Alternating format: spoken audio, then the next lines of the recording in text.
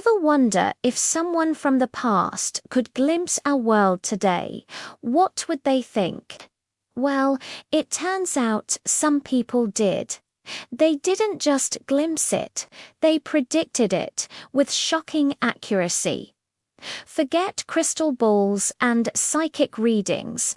We're talking about science fiction writers, inventors, and thinkers who saw our modern life coming. Decades, even centuries, before it happened. They dreamed up a world of instant communication, sprawling megacities, and technology that would change humanity forever. And the craziest part, we're living in their future right now. How did they get it so right? And what does it tell us about our own future? Stick around because we're about to travel back in time to uncover the predictions that shaped our present. Let's start with a name you all know, Nikola Tesla.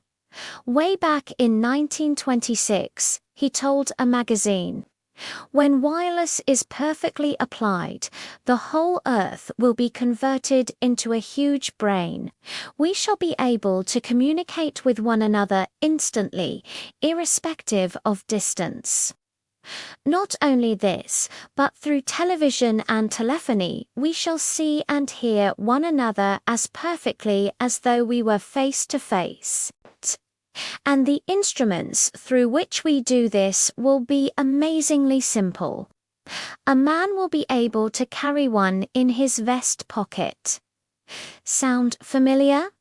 He was describing your smartphone, a pocket-sized device for instant, global, face-to-face communication. This was nearly a century ago when phones were clunky boxes tethered to a wall. Tesla wasn't just imagining an improvement, he was imagining a complete revolution in how humans connect. He saw the potential of wireless energy and information, envisioning a network that would blanket the globe, making information accessible to everyone. Today, we call it the Internet, Wi-Fi, and 5G for Tesla. It was just a logical next step in the evolution of electricity. His vision was so far ahead of its time that most people probably dismissed it as pure fantasy. Yet here we are, carrying those vest pocket instruments he described, living in the interconnected world he imagined. It wasn't just about gadgets, either. Science fiction has a long and eerily accurate history of predicting social and technological shifts. Take a look at the books from the mid-20th century. Authors like Arthur C. Clarke and Isaac Asimov weren't just writing space adventures. They were conducting thought experiments about the future of humanity.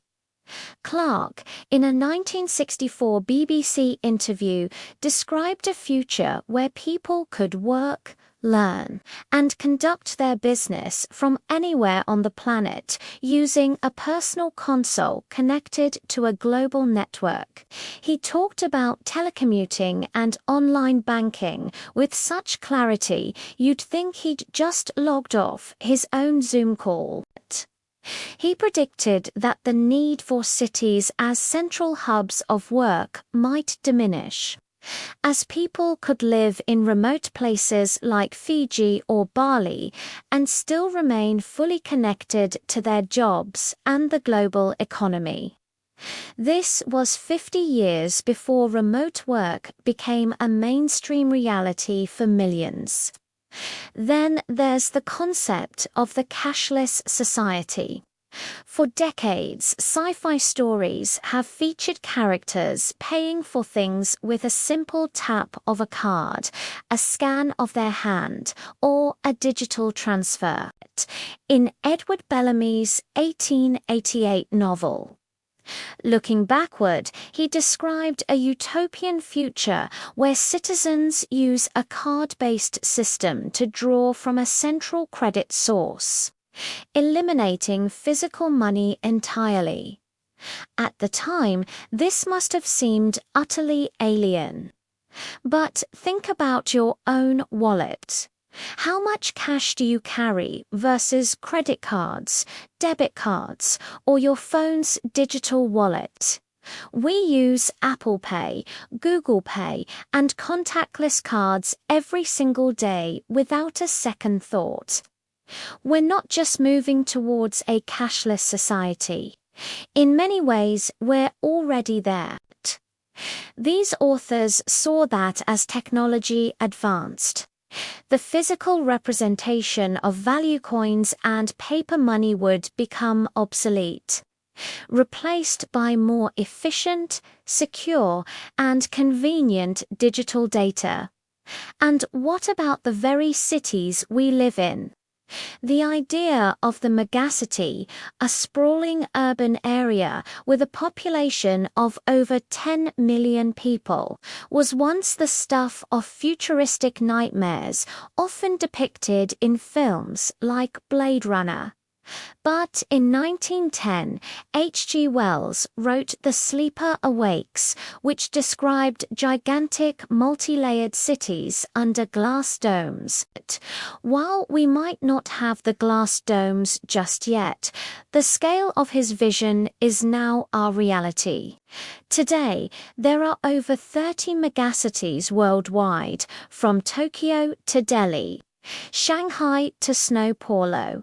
These massive urban centers are hubs of innovation, culture, and commerce, but they also face the exact problems predicted in those old stories: overcrowding, pollution, and immense logistical challenges. The sci-fi writers who imagined these concrete jungles understood a fundamental trend: humanity's inexorable march towards urbanization, driven by economic opportunity and social gravitation. It goes even deeper into the very fabric of our identity. The idea of a digital identity, a comprehensive online profile that represents you in the virtual world, was explored in cyberpunk novels of the 80s and 90s. Authors like William Gibson in Neuromancer envisioned a future where people's lives, memories, and personalities could be uploaded and exist in a vast digital space called the Matrix. While we're not jacking our brains into cyberspace just yet, think about your online footprint.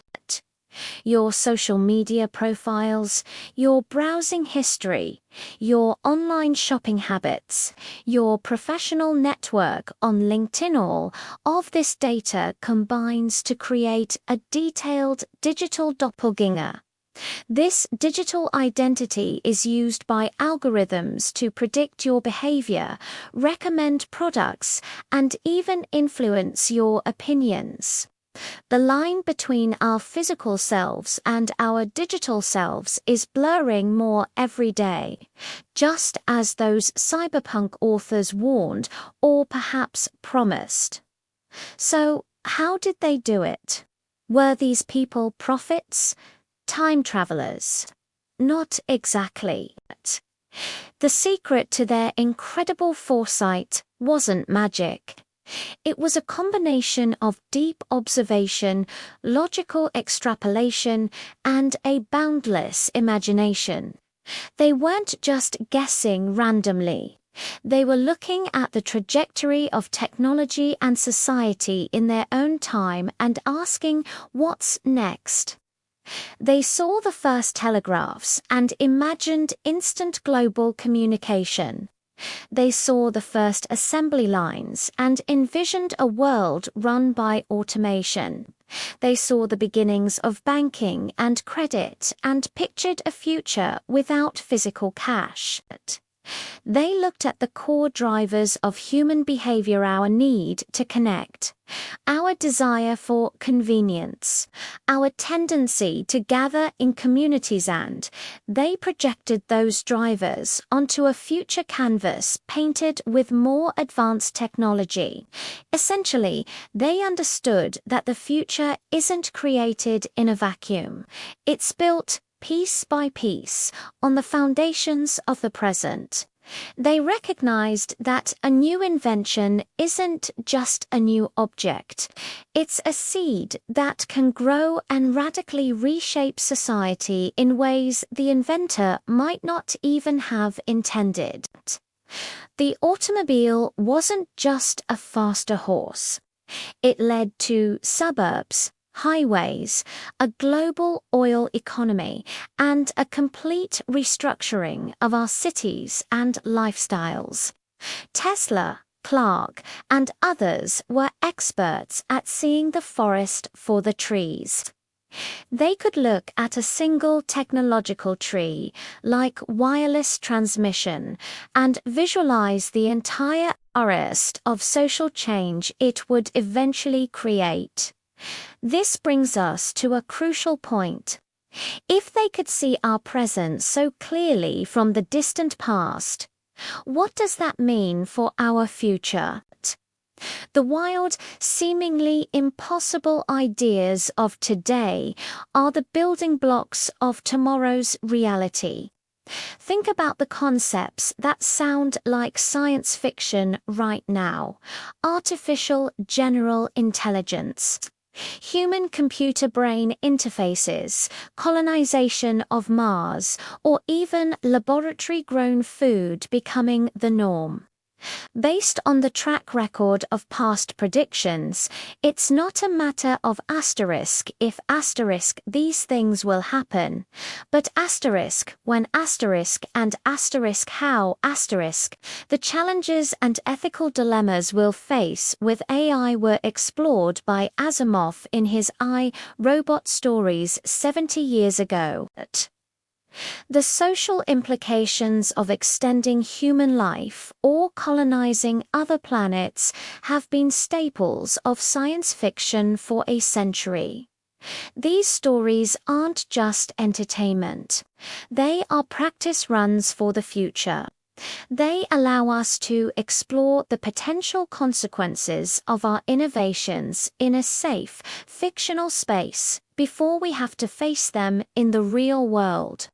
So, the next time you hear a wild new idea, whether it's about quantum computing, genetic engineering, or a new form of digital society, don't be so quick to dismiss it as impossible. Remember Nikola Tesla dreaming of a device in your vest pocket. Remember Arthur C. Clarke describing your work-from-home setup. The past has proven time and time again that humanity's imagination is the most powerful tool we have for building the future. Today's craziest fantasies are often just tomorrow's ordinary facts, waiting for the right moment, the right technology, and the right people to make them real. The future is being written right now in the labs, workshops, and even the novels of today's visionaries. And if history is any guide, it's going to be even stranger and more wonderful than we can possibly imagine. Thank you so much for watching. What past prediction do you find the most shocking? And what current sci-fi idea do you think will become reality in our lifetime? Let me know in the comments below. Don't forget to like this video and subscribe for more journeys into the amazing and the unexplained. We'll see you in the next one.